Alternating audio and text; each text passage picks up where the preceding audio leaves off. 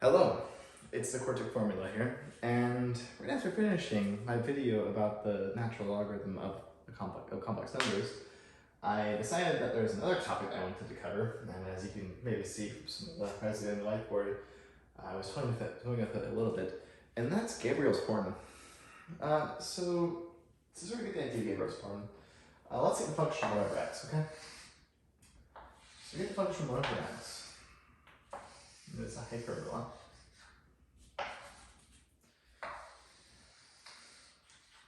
With asymptotes at y equals 0 and x equals 0. So let's say, well, this is 1. Now let's say that we cut this off at 1 and only consider from 1 to, for lack of a better term, I'm going to be seeing this a lot, 1 to infinity. What I mean by that is that we just let x grow. Like we have an x, there is no bound to the right of 1. So let's consider this, and let's only consider this, okay? So if we only consider this function from 1 to infinity, and we rotate it about the x-axis, what we end up getting, well, that's not an implication, what we end up getting is that, well, it's an interesting shape. It's this sort of horn shape, but the thing is, since 1 over x is asymptotic at y equals 0, as asymptote at y equals 0, this horn is also in the center going down an asymptote. So this horn will never close up. It'll go on forever. Now, this is trivial enough, but we're also going to be talking a little bit more about some properties of this horn shape. So typically, just in my daily experience, when I see an infinitely long horn, the first thing I think about is volume. Okay, I don't have an existential crisis. I don't faint. I just think about the volume. So what we're going to do is we're going to use volumes of solids or revolutions and some integral formulas to figure out the volume of this horn. And intuition might tell you that it diverges, that the volume diverges, but we'll have to do the math to find out, right? If we all went on intuition all the time, we wouldn't have a rigorous path then, would we? So let's work on the volume. So it's pi 1 over x squared with respect to x from 1 to infinity. Now, that's probably how physicists write it, but that's the basic notation, and on this channel, I'm a mathematician. I'm not actually a mathematician yet, but I like math. Anyway, we're going to write it like this, because that's not a basic notation.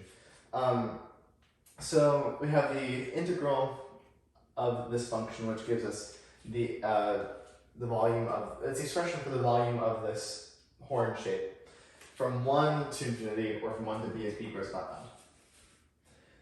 So let's do the integral. So this is the integral from 1 to b, as b approaches infinity, of pi over x squared with respect to x. And that integral is negative pi over x. Wait, let's see. Yeah, okay, that's the antiderivative. So negative pi over x, antiderivative, from 1 to b, and b is approaching infinity. B is growing without bound. Great. So let's evaluate this antiderivative. So we have, so we have negative pi over b plus pi. Now we have a limit as b approaches infinity, so we can split limits by addition, right? So this obviously, the limit of constant is a constant. The limit as b approaches infinity of this expression, any number over b, is going to yield 0. So we're going to end up with 0 plus pi, which is simply equal to pi. So this is really strange. We just created an improper integral that gives us the volume of this horn that goes on forever. And we got the finite volume. That's really interesting, isn't it? We got the volume of pi, and it can be any units really. So pi units cubed, or pi cubic units. But yeah, the point is that we got a finite volume of some units cubed out of something that intuitively should have a divergent volume. Now, the part of this sort of one of the other property of this horn, or one of the other properties of this horn that makes it interesting is its surface area. So I'm going to erase this work. We know that the volume of this horn is now equal to pi units cubed, right? And the volume is pi units cubed. So let's talk about the surface area. So remember that the formula for the surface area of an object that has been pretty much always revolved around an axis. About axis is the integral 2 pi that function, in this case 1 over x, the square root of 1 plus, let me get the function here, 1 plus the derivative of that function squared, so in this case negative 1 over x squared with respect to x. In this case we went from 1 to b, where b grows that level, right? So I'm going to be completely honest. That integral is painful, and it takes some time to do. It requires multiple substitutions, and things of that nature. So I'm going to tell you that it diverges. If you really want to see the work, you want me to work out that entire integral, I can. Just leave it in the comments below if you'd like to see the work. But it would require me to raise the chalkboard probably about 2 times. So I would, if you want to see it, leave it in the comments, but I'm going to tell you that it diverges right now. But more properly, the integral diverges, which means that there is not a finite surface area.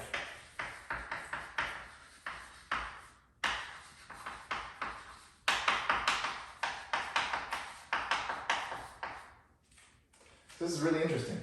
So we have this horn figure, and it doesn't close up. It has a finite volume, but an infinite surface area. That's by intuition. So the second thing I do, the third thing I do when I see this infinitely long horn in real life, after I calculate its volume and surface area, I tell myself, okay, well, I'm going to go to the hardware store and buy some paint and fill it with paint. What I mean by that is that let's say that we have a bucket of paint, and this bucket of paint is pi units cubed. So let's say pi cubic meters of paint, okay? Which would fill up this cone, this horn, because the horn is also pi cubic meters. Let's say its volume is pi cubic meters. So we start pouring this paint into this cone, or this horn, and we see something really interesting in the fact that it fills up, right? It has a finite volume, it fills up. Wait a minute, if I fill up a box in real life, like a white box with red paint, and I then pour the paint out, well, the paint filled up the box, but the surface of the interior of the box will also be painted. But the surface area here is infinite. So that's very strange. The fact that it has a finite volume, but an infinite surface area. So this is a very cool object in mathematics. It's one of my favorites, and it's one of my favorite applications of volume to solids revolution. And I think the fact that we can bring proper integrals into volumes of solids is a really cool thing. So I appreciate you guys watching, as always. If you like the video, please like, comment, and subscribe. And constructive criticism is always appreciated. Thank you, and have a great rest of your day.